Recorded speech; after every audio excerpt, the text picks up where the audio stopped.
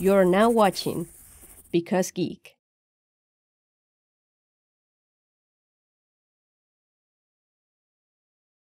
Okay, so welcome to the Bran panel.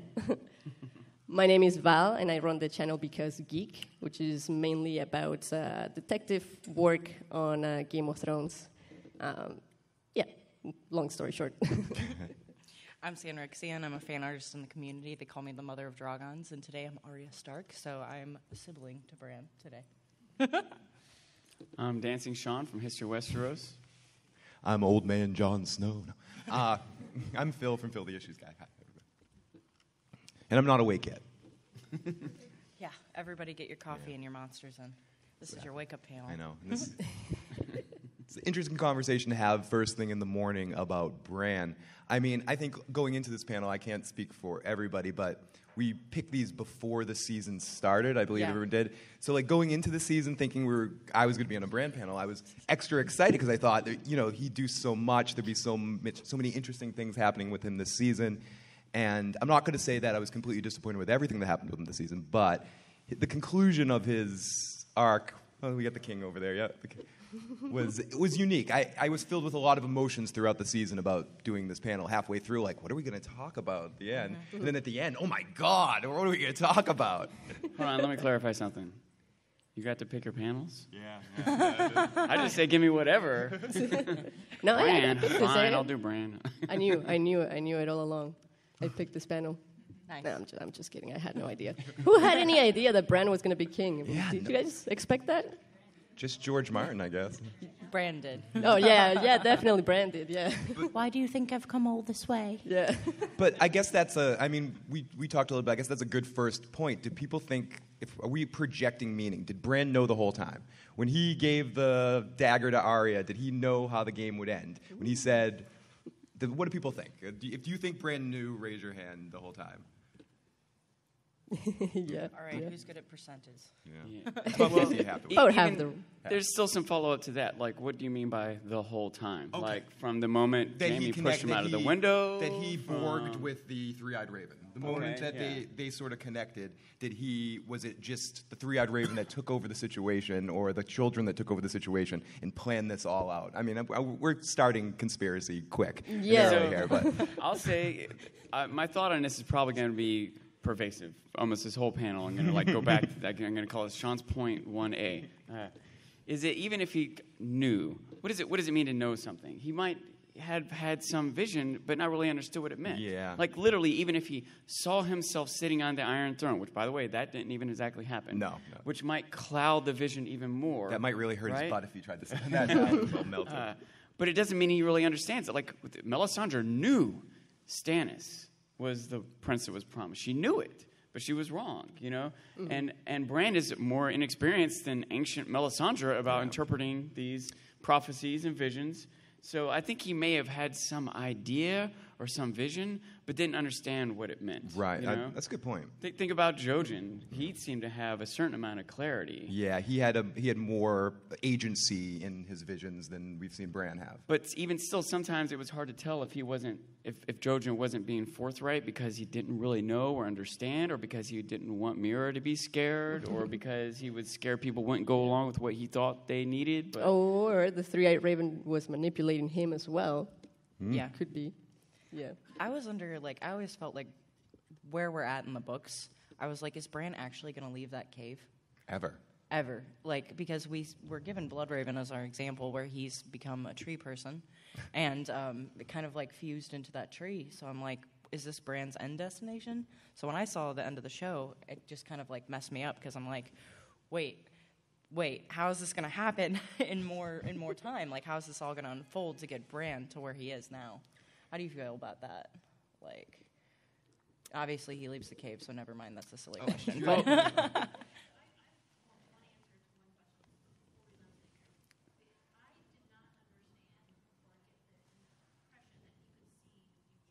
yeah, I was just going to say.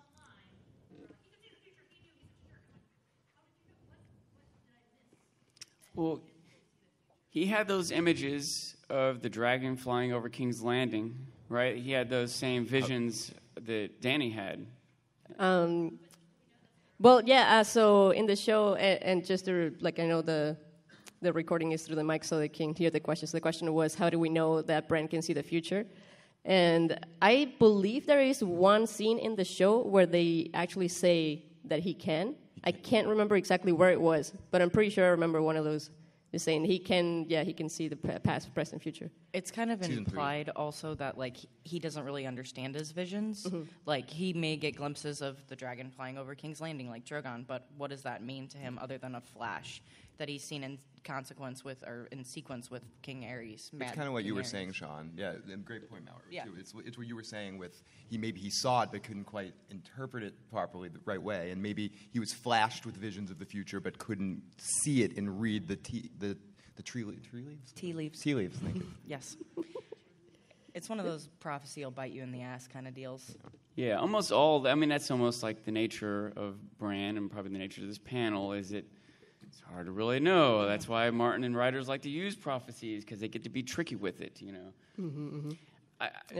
There's another thought that I've had is, imagine if someone from medieval times got transported to the Library of Congress in Washington, D.C., and just had all the medical knowledge of modern time. Okay, the cure to the plague's in there. Go ahead, go get it. Like, how they don't know how to interpret all this data. They don't know where to look. You know, it's one thing to theoretically be able to see the future, but to know where to look and what you're looking at and what it means, it's a lot. And I kind of suspect in the show that his, like, you know, what do you think? They wanted to give him some one-liners. He got pretty flashy at the end. He did. You know what I mean? Like, I'm waiting for my friend. Yeah. So let's just assume specifically Martin wants Bran to become king. The nature of how it happens or what Bran thinks about it is there's still a lot to be figured out there. The things we do for love. Mm-hmm. Yeah. So does that explain where his visions are going in and out and prophecies that he's making sense of, where he says that he can't be the king of the north because he's the three-eyed raven of the road, and yet someone pushed him all the way down to King's Landing, where he says, how do you think I came all this way? It's funny. It's funny when you said push, I thought you were going to Jamie for some reason. Someone pushed him. Like, wait, where are we going with this? He was gently wheeled. Yeah, he was gently wheeled. All the way there. He used his mind, you know. So the question was, like, how did he make it to Westeros after he said specifically, like, I can't be the king of anything? Right. Okay. I assume this. I was just talking about somebody with this. It would have been. I don't want to get into this, but it would have been good to see more details of what happened post what happened with Jon killing Dany. Like, how was the conversation with Grey Worm after that? What did Sansa say in the North out? Like, I was right, and then we're all going down. How did she galvanize everyone together? How did she wheel Bran down? Like, I kind of want to see some of those. My voice is changing like Peter Brady right here. And it's time to change. Sorry. Yeah, well, I think there is... So the main theory that everyone loves, that, you know, Bran planned the whole thing and he's actually evil, or, you know, maybe it was a three-eyed raven inside of Bran's head and not really Bran just doing all of this. I think there is some sort of relation in the books for that, or supporting evidence for that. And I think it's very interesting to remember the fact that the three-eyed raven in the books is actually Brynden Rivers, who's a Blackfire. And, you know, Blackfires are known for their rebellions, and they always want to, you know, try and be king in some way. So could it be, you know, the Brynden Rivers manipulating Bran and doing all this stuff to become king in the end, in the books? I mean, if you think about with Duncan Egg and how feared he is, it wouldn't be a far stretch to think that he would want to control Westeros for as long as possible. And if he found some connection to magic to tap into that, and so that's an interesting point. Yeah, I was kind of thinking about that earlier. Like what would it be to actually have Bran as a king? Like, because where we're left, and when the show is obviously the end, and Sam and everybody get together and have the council, and, you know, Lord Bran, pictured here. But yeah, like, how does everybody feel about essentially a computer, King Bran? Being in charge of Westeros? Do we think he's going to be a good king? Do we think he's going to be a bad king? I wonder why he wants to find that dragon. Yeah. He really wanted that dragon. He's going to handle that. Like, you know. So just so you know, I think he'll be a good king. for a number of reasons, primarily of which I'll say two. He's not ambitious, I don't think. I guess there might be an argument that he is. And connected to that, he's has and is listening to good counsel. And to that end, why does he want to find the dragon? I want to be positive-minded. It's freaking dangerous, man. Yeah, that's true. Dangerous, burn castles down, kill people, we have a livestock, nucleus. babies. He's got to at least want to keep tabs on it. My fear with him for king is that is he going to be a people person? Because he can't really relate. He really needs to lean on lean on letting Tyrion and Davos. Yeah. I'm no big city lawyer, but I think I should run the kingdom. I think Davos should run the kingdom. There's this idea that I think we have from watching the show that makes sense. The leader character, maybe I'm going a step too far, but generally speaking, what's being propped up as leaders, the standard is how good are you running around with your sword? That's the thing. Are you the oldest boy? Can you go fight with your sword? Oh, well, you should be king. That's such a silly way to decide the leaders, you know? And so, and Bran is so far from that everyone's like, what? How can this be? But to me, it's this is probably what it should be. We probably don't want some person with this ambition and this bravado and his testosterone, just wants to boss people around. That's probably not the best thing. Sean, your explanation is way better than Tyrion's was. So, if that was the explanation, that why, but not that he has the best story. I mean, that was a lot. Made sense what you just said there. You know. We did a panel yesterday called "Fit to Sit," and we were talking about all the previous kings of Westeros and who we thought would be, or why we had good rulers, ineffectual rulers, and bad rulers. And the whole time I was just like, man, okay, Bran actually is going to be a pretty dang good king because he does know the people. And I had mentioned Chloe Liza Arbor on Twitter of Girls Gone Canon, as you guys probably know. She had done this whole thread talking about the good moments in Bran's story and all the things that he did for the small folk. When they feed him the bread with the almonds and the nuts, he thinks oh, I'm going to come back and I'm going to pay them back for those for that bread 3 times over, because that's good King Bran essentially. Yeah. It's proving to you that he has suffered and he has gone through this stuff, kind of like Fagon, where Fagon's being given this treatment of being raised to go through the struggles instead of just being given the expectation that he's going to be a good ruler just because he was born to it. So Bran having to go through this whole hero's journey kind of, I feel builds him up to be a good and thinking about how quickly he was forced to be the adult in that situation, and I think it gets explained. I talked about this in the panel yesterday, so sorry for repeating myself. I think it gets explained even better because there's some moments on the show that they do there where you see him ruling in Winterfell, but in the books they really go into it with him with the phrase showing up and all of that, and expands, and we get to see him in a lot of leadership situations, being inside his head. And to go to what Sean says, he's a very fair-minded. If Bran's still in there, he can be a good king. And we don't know, in the books, how they're going to handle killing the Night King. So even if it goes down in the same way where the Night King is killed in front of a heart tree, what does that mean for the Werewood Network? What does that mean for the Green Seers? Are they still even going to... Is magic still going to be around? And how's the hold the door situation going to play out in the books, too? Yeah, how... We don't know. We're going to have to wait for that. Does he time travel? I know, but I can't quite interpret my vision. Sorry. But with that thought, the reason I brought that up, sorry to interrupt, but if the Werewood Net, say, ends, and does that end Bloodraven? Does that end the Three-Eyed Raven? So do we get Bran back after all of that? Because that would kind of make sense in a way. But I feel like they would have also done that on the show. One of the main reasons it's so great to see you guys. I was at the one last year, and it's just thanks for doing this. Oh, thank you. One of the reasons I came to this con was because I'm having such a hard time accepting this ending as Bran is king, and I was hoping to get thoughts on why this does make sense, because it just absolutely does make sense to me that we would go through all of the prophecy, a prince who was promised, Arthur Selleck, we'd go through all of this, and then Arya slays the Night King, and Bran ends up on the throne. I'm having such a hard time with that. I do think that if magic is gone, that it does make a lot of sense, and if we get Bran back, it makes more sense. But to have this internet guys, the internet computer as our king, which a friend of mine said, don't worry, the Russians will hack it. Good. So it's a hard thing to wrap my head around. I want to propose an answer to this question, and I have to give credit to Ashea for this. I kind of assume you guys know a little about this, but she's got this whole thing worked out, and I'm like, wow, it's perfect sense.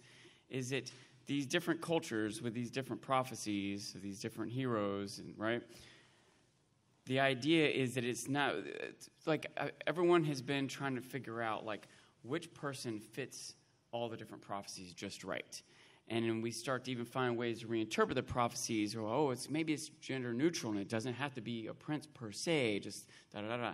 But Shea's idea is that, no, it is all of them. They're all right. It's all these cultures, heroes, have to come together. They all have to work together. It's all these different characters. It's not like one person fitting all these different roles. It's that the roles of all these cultures have to come together for this win.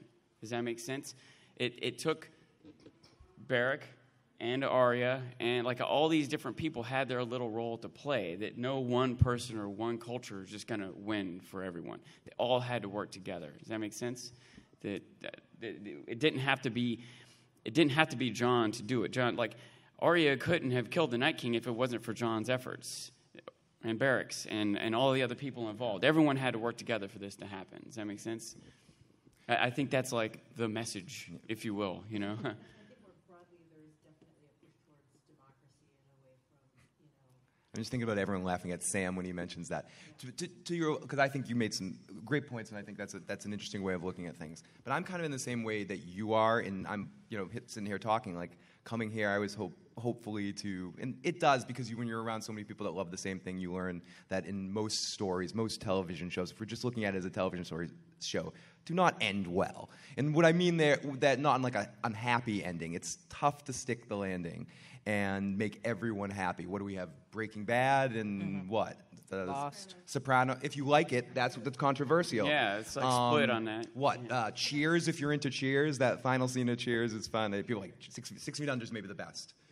No spoilers. If anyone ever saw The Leftovers. Leftovers is that was another really excellent. Yeah. But the point is, it's less. But we can name so many good popular shows. Everyone's like, Lost. Like, Sons of they Anarchy ruined, is another one. If people like that show, it ended so bad. Like it's, and this is just another one. So I'm kind of in your camp in the way that I was filled with a lot of questions at the end, and I'm hoping that as the books come out and as people explain, some of it we maybe need to project. There's nothing wrong with projecting your own meaning on something, because the journey was really fun. Yeah, no, I hope not. Yeah, exactly.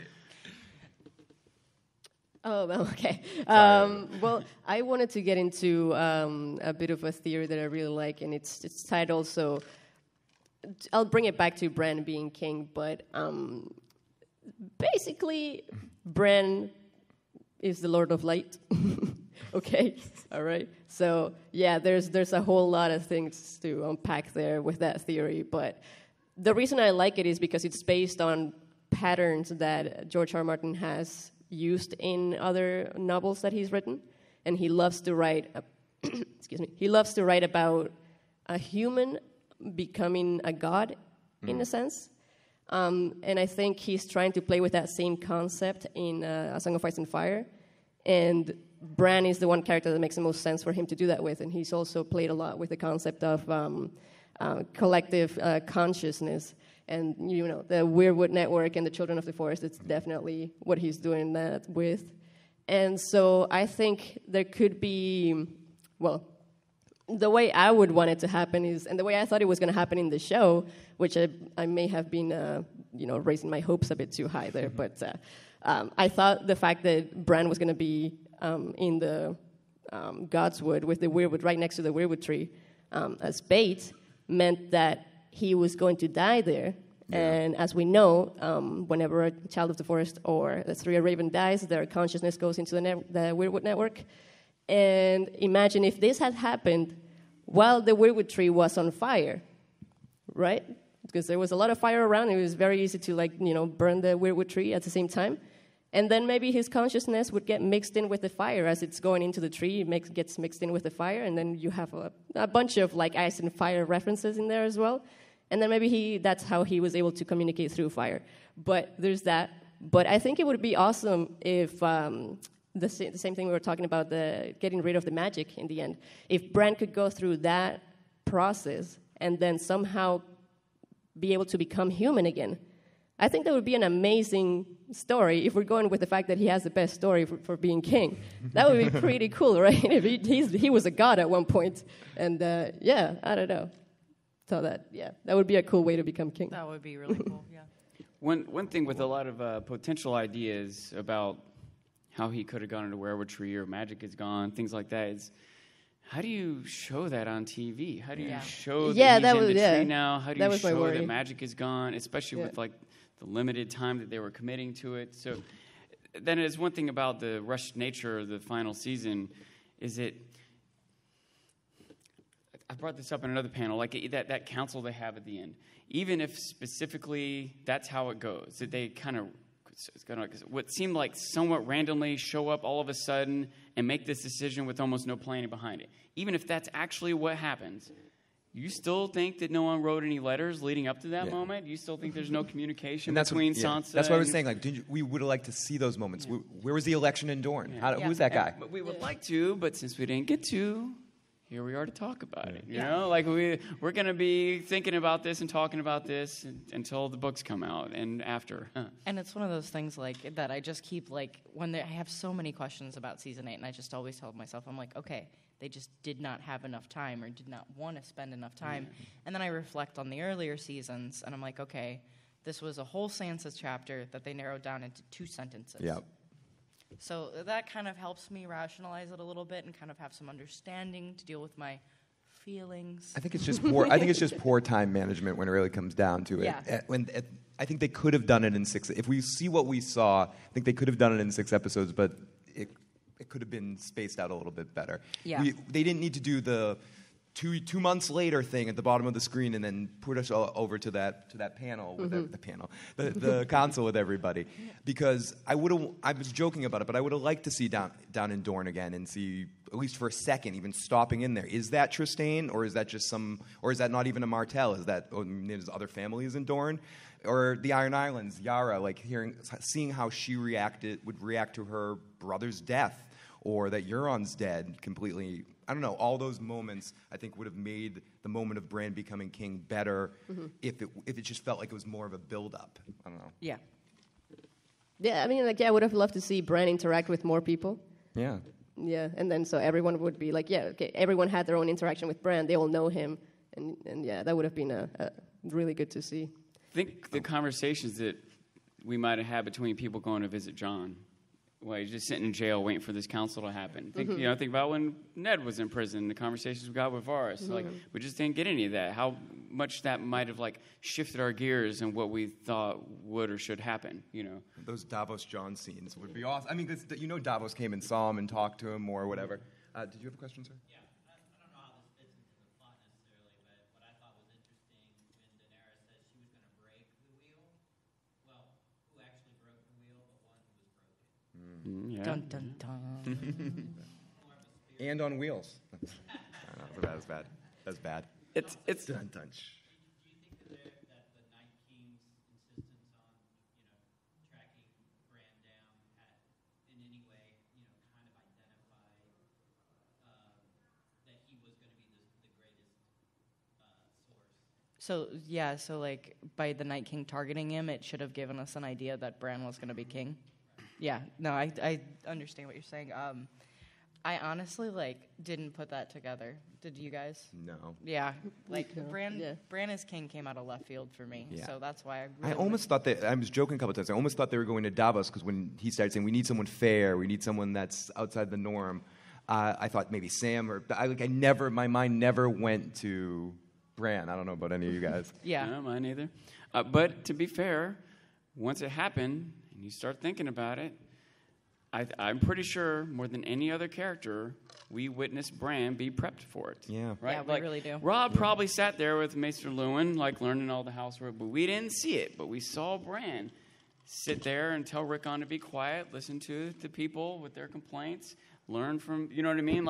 We saw him more than any other character being prepped for this position, Yeah.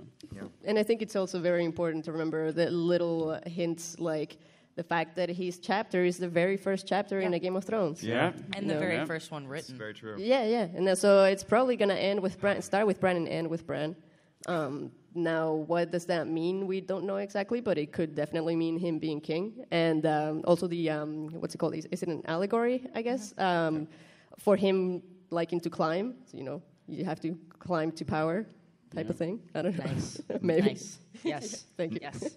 Now, and being at the top was not the success either. Like Right, yeah. So, this is just a question I have because I'm curious.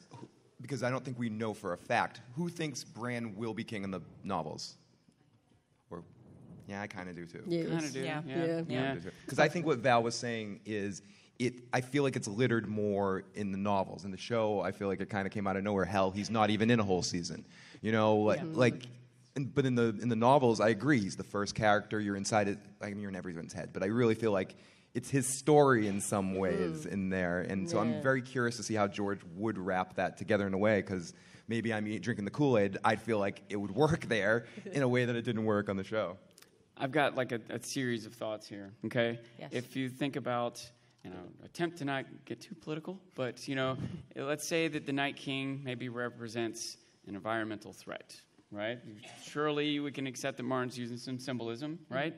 And we even get the conversation when Jon is brooding better than Tyrion, Okay, remember that? And Tyrion's like, look, it's hard to accept a threat like the world is going to end. It's easier to accept a threat like my sister is mean, or murderous, or, not to downplay how bad Cersei is. But you see what I'm saying? It's easier to address that villain than as sort of this intangible thing, And if Bran, they seem to be pushing the idea that he represented knowledge. If knowledge is going to save us, and knowledge is what should rule us, not someone running around with a sword, not war, but knowledge is Bran's the symbol, is what's going to win against this intangible threat of the environment. And also, I imagine some of you were maybe, they got this sentiment. They're like, we thought he was like the final villain. You know what I mean? Yeah. Let's just say that we did. Let's say we conquered the environmental issues. You think that there's not still going to be bad rulers on Earth? You think that there's still not going to be the Cerseis out there that we also have to deal with? So, to me, I agree along the way. I was like, what? But then, afterwards, I'm like, yeah, I guess. I was able to reconcile almost all of it. I don't necessarily like how they got there, but when I think of it in this big picture sense, if I was telling the story to someone, I can't spend 80 hours telling someone's story. So if I condense it down, I would hit these points, and it would make sense, Yeah. If that's the case, book-wise, logistically, why did the Three-Eyed Crow need Bran to come up there, and then who's going to bring Bran back? If he's going to, or will he rule from the far north? Would it be hands?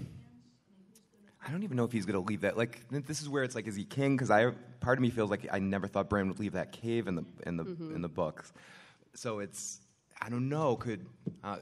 I wish all of us. I think we all feel this way. I wish we had better answers, because a lot of this is just us playing Miss Cleo here a little bit, and trying to understand. It is the fun part, and which is why this is an exciting panel to be in, to try to explain this and think about this. So, I don't know. I honestly don't know. I'm sorry. That's a horrible answer. Do we think that it ties in any way to what the Three-Eyed Raven told Bran in his dreams in the very first book? Like, you will fly. You might not walk again, but you will fly. So if he ends up in this cave, Now, I'm always thinking about dragons secretly. So, that could be an option, his green seeing abilities, because, the Starks are all hell of wargs. They're amazing wargs. So what could he do? He can warg Hodor. Maybe he could warg somebody else and kind of use them as a vessel if he's stuck in the cave, which I think would be super interesting to have a king who's stuck It's in funny the you said cave. that. I sort of just thought about that. Could you just take over somebody and Yeah. not the brightest bulb in the north and It's just just walk Hodor. down? Yeah. Just Hodor. He forget the Hodor. hold the door plot. Hodor. He's king now. Did you have a question earlier? No, I was just saying, I think for a lot of people, they're upset with Bran being king is for so long he was a periphery character. He was not even in season 5. So I do think it's Martin's ending, but I think they didn't want to, spend as much time with him because the magic part, it's not as interesting. It's not as easy to write or interpret in a visual medium. And so I do think it's going to be Martin's ending because they're not exactly fans of Bran or understand or have the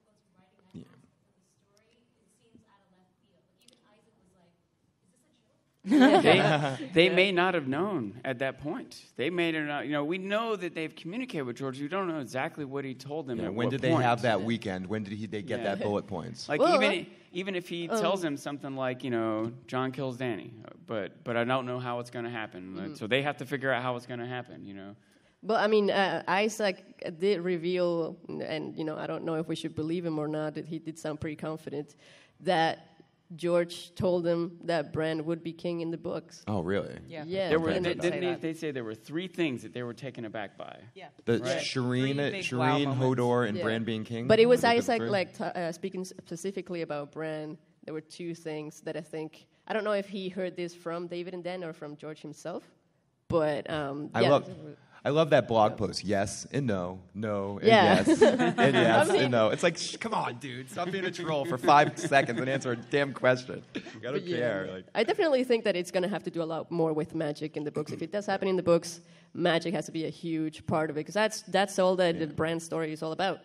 It's a more magical one out of everyone. And when we get the Winds of Winter very, very soon here, I think it's going to be next week. I think it's going to be the most magical book that we've gotten yet. It's been set up that we're going to see some trippy stuff. Yeah. So hopefully, it's going to be. We're going to talk about a little about this later with John, but I think John's going to lead us into some really unique territory, in my opinion, in the next book. Yeah. And because I think you're right, Val's right. You guys are all. Magic is tough to show on the show, where a show you've established as the foundation of it is all this political intrigue kind of stuff. I think if a show is magical at the beginning, and I know Game of Thrones was a little magical at the beginning, but it's a fine line from dragons that could be real-life creatures to see Jason and the Argonauts and skeletons popping out of the ground, and you're dealing with Weirwood net and stuff like that. So I think it just works so much better in written form, and I think the show runners in the show has been much better at visually doing the political intrigue stuff and then big battles than magic. Right. Magic. You have to have a certain showrunner, an X-File-y kind of showrunner to pull off the Vince Gilligan showrunner to pull off that stuff. It's also thin ice to be on when you start to use magic. I was ready to be very frustrated. Once Arya can just be anyone, I just stopped believing what's happening on screen anymore. Yeah, you know what I mean? You have to be careful not to use too much magic, because it can be like a writing crutch. Yeah. It can come up with some dilemma and it can't figure out, we'll just use magic. And so later when their dilemma is I'm not worried, because they're just going to use magic to get out of it. So you have to keep it minimized. And you mentioned it earlier, so I'm making an excuse to mention again. Lost season 1 has that perfect balance, and I'm not talking about later on. I know it's a trigger word, but the first season of Lost, I think, walks that line well, and is able to establish magic without it being ridiculous. They keep it where it could be magic or it could be a coincidence. It could just be a black cloud of smoke that just flow through. And in Game of Thrones, there's definitively magic, but we still don't quite know the nature of it, how powerful it is, how much we're overinterpreting. And I like it better that way. I don't want to just know that Bran can take over anybody. Oh, well, okay, fine. And I'm not even going to pay attention anymore, because it starts to become less meaningful. Danny's hair suddenly doesn't burn, but that one pissed me off for some reason. Yeah. You had a question over there? Yeah, I was thinking, the reason why Bran became king is because Tyrion spoke up for him, but they haven't met each other since very early in the first book. So if Bran's going to be in this cave for possibly the rest of his life, how does he get that interaction with Tyrion again to have him vouch for him, to speak for him to the rest of the council regarding the best option for king? Honestly, just like so many other things, they're just going to have Tyrion doing something another character is going to do. It's going to be someone else later, and they've made it Tyrion on the show, so it's because we've got to give Peter Dinklage as much work as possible. At least that's my opinion. I think that a lot of it, especially in the last season or so, a lot of it was they just need to make sure the audience knows what's going on. And I don't want to be negative, but there's a difference between people who are coming out to cons and listening to taking notes, watching every episode 3 times, and there's just literally millions of people who love the show. They buy the T-shirt, they watch it every week, but they only watch it one time. They don't listen to podcasts. They can't remember every character's name. The blonde one, Daenerys. Yeah, my sister loves this show, and we talk about it, but she still, at the beginning of the season, was clarifying. So John and Danny are brother and sister? I'm like, no, let me explain, And so I think, the scene when John is telling Danny, his true nature. She's almost like repeating it back. It's like slightly staged dialogue, you know. Mm-hmm. And I really think that's just to make sure the audience really, like, I guarantee you they screen this. They show it to audiences, have them take surveys, look at the surveys, like, they still don't know. Like, all right, let's rewrite this next episode and make sure, you know. And I think that's a little bit of it, just the nature of how they got to present this. Yeah. Tyrion is just explaining it to us. He's making a pitch. But if that had just been a 10-episode season instead, it would have been a series of conversations. Like, I don't want to get too far off talking from Bran, but just think about the nature of when Varys is going to talk to Ned. Right, when Ned's in jail, and at first it's like, you know, XYZ can go to the wall, and he's like blowing him off. He's like, look, they're gonna kill you. And he's like, you think I care about my life? And he's like, and finally Varys is like, your sisters, or your family, your daughters, you know. So, but that was like over 3 episodes, over a series. Like, Tyrion goes to talk to Jon. Next scene, like it was like 2 minutes later. It was like immediate. But imagine if that was drawn out over a series of conversations, over 3 more episodes, we would swallow it a little more easily, you know. And I think the same thing, it wouldn't have just been one speech by Tyrion. It would have been a series of conversations, seeds planted, Sansa writing a letter, you know. Yeah. Not that makes it okay, but it's the way I rationalize it in my mind, so. Mm-hmm. I actually have a question for all of you. That scene with Tyrion and Bran in Winterfell, what's your best speculation about what they actually talked about? I was just going to say that when you mentioned the other scene, that's another example of something in this season that probably could have been expanded on a little bit more. In a really great episode, probably the best episode, that was in episode 2 of this season, right? In a really great episode where we had a lot of great conversations, I would have loved to see a few more minutes of them talking.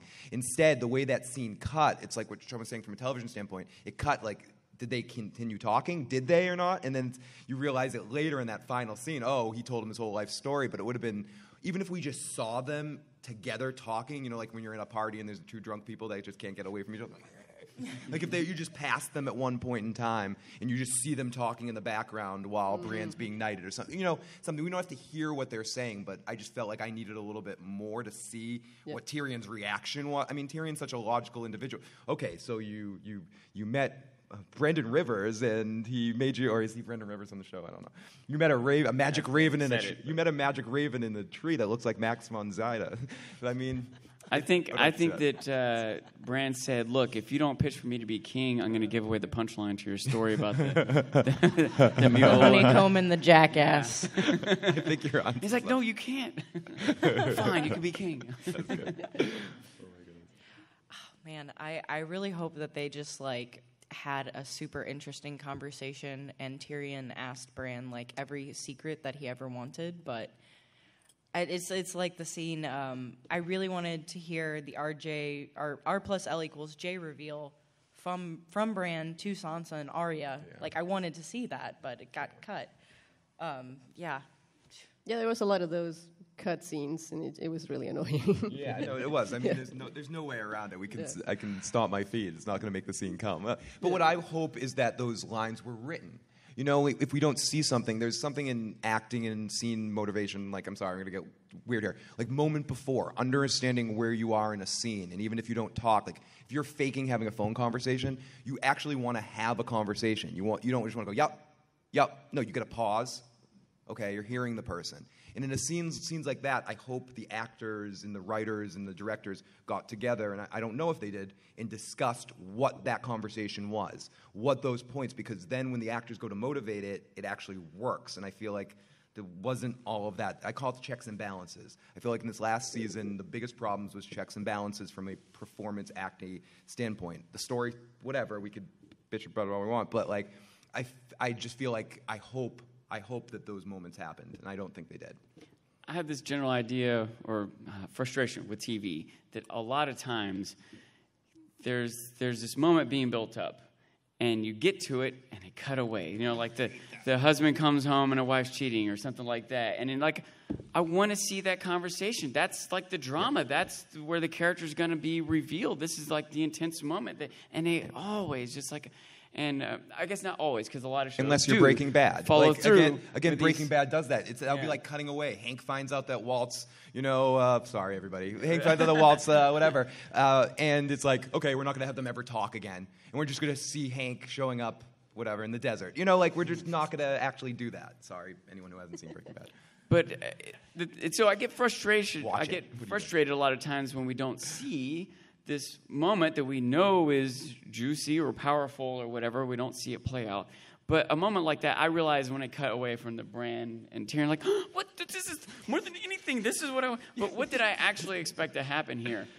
How long is this scene going to be? I could have that be an episode. 14 minutes of Bran just telling Tyrion everything? Is I'd that watch really what that. I thought was going to happen? So I would watch the hell out of that would episode. watch I'd it. rewatch that episode like 10 times. It was like a whole 45-minute episode of just Brandon. this and whole Tyrion con talking. would be on that scene. We'd have it on the back talking. Bran Tyrion con. Yeah, doing commentary on the Brandon Tyrion conversation. I've got a question in the back row there.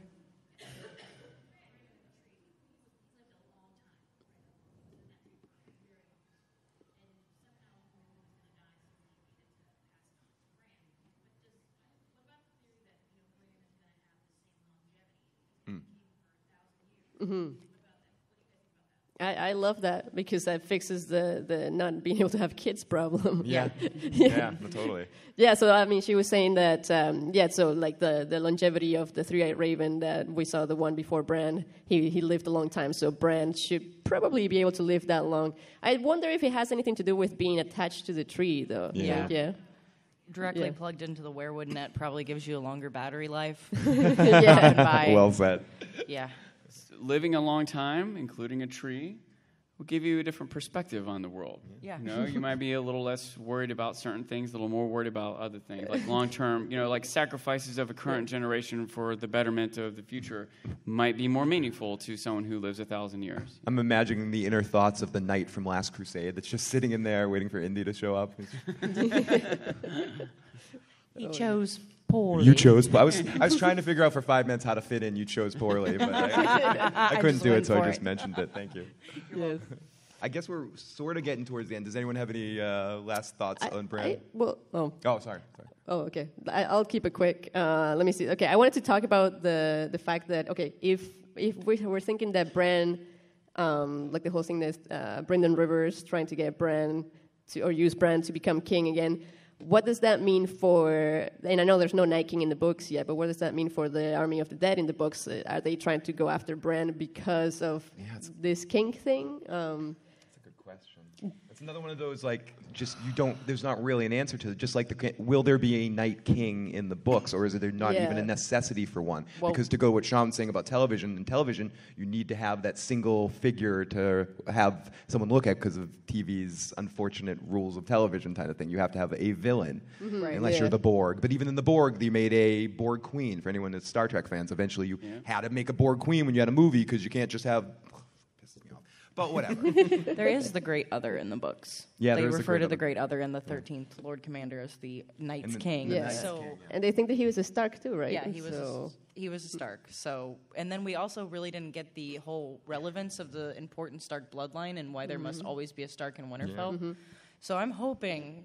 Unless they all go down to King's Landing for a quick meeting with no Stark and Winterfell. That'll handle all stuff. Yeah. Do we have time to get a question?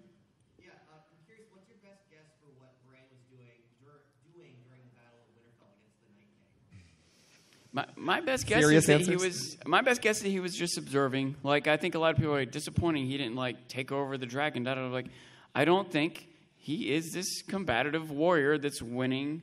You know what I mean? He's just this source of knowledge, this source of wisdom, and when it's time for battle, go let the guys with swords do it. I'm just going to wait here. I'll observe. He's interested in what's going on, but I don't think he necessarily... Like, maybe there's some idea that he was trying to draw the Night King to him. Like, hey, here I am. It's like, stop killing my peoples. Come face me. Maybe some of that, but... yeah, I kind of like the idea that there was a lot of mental battle between them two going on, and we just couldn't see it because, it's TV. It's really hard to show on TV, but that's what I like to think. It's like Big Trouble in Little China when they fight. But yeah, I think he was just making fun of Theon for, he's sitting there ragging on Theon the whole time. Anybody ever heard of Scooter Magruder?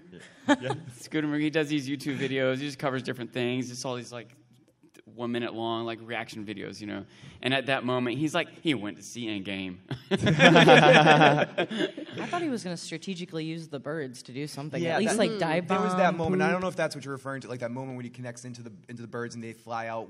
Was he just going to get a visual eye on the Night King, or was he doing more like, come at me, bro? Like trying to throw it to him and using the birds as an annoyance to like, so the Night King could easily track where he was from there. He's like, oh, maybe he doesn't know exactly where I am on the campus. Like so if you told me I'm in Nashville, okay, yeah, can you like narrow that down a little bit? It's like me looking for my Uber last night drunk. Yeah. He's like, I'm on 2nd Street. Well, what street am I on right now? And if in the meantime, every other car you're smashing to pieces. Look, is this like, the car? Just come quickly locks up. Yeah.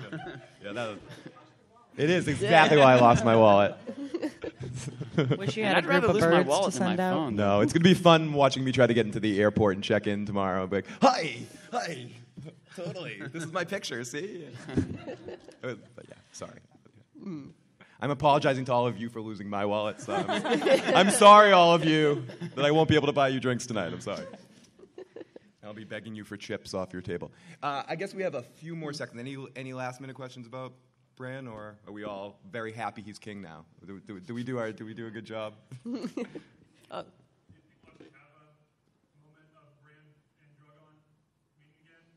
Do I think it will actually happen?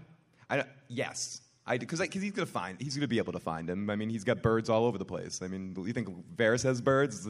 Friggin' Bran is in every bird in the friggin' world if he wants. Which actually, it didn't make sense that he still needed a Master of Whispers, because he's definitely... Perhaps, because he is the Master of Whispers, but perhaps he's looking for Drogon to be his successor, so he can like project his brain into Drogon, and then we'll have a dragon as king. I don't know. That makes sense. I like it. I think that's George's ending right there. I think that's how we should end the panel. Dragon is king next. Dragon is king. Yes. Do you guys have the app, the Con of Thrones app for this event? Schedule everything. I don't know if it matters, but in case it does, you can rate this panel, and you can rate us as panelists. We appreciate it. In case it matters. We do appreciate it. Yeah, if we want to do a little quick outro here for everybody, I'm Sanrixian. Again, you can find me at Twitter at Sanrixian, and I have sanrixian.com. I'm doing a sale after Con of Thrones on all my merch, 15% off to 20%. Just hashtag code Con of Thrones. So, Val? Yeah, she does awesome stuff, so yes, definitely check it out. Because Geek on YouTube, that's where you can follow me, or Because Val on Twitter. And I just want to say, she really gets down to the details and figures out Game of Thrones. All the videos are awesome. Anyway, follow me on Twitter, Dancing Sean. Just look for me outside playing drums. Yes. But yeah, Phil TheIssuesGuy. Say hi to me, give me a hug. I lost my wallet, I'm sad. Buy a drink. Thank you guys for coming. Thank you. Now I get to...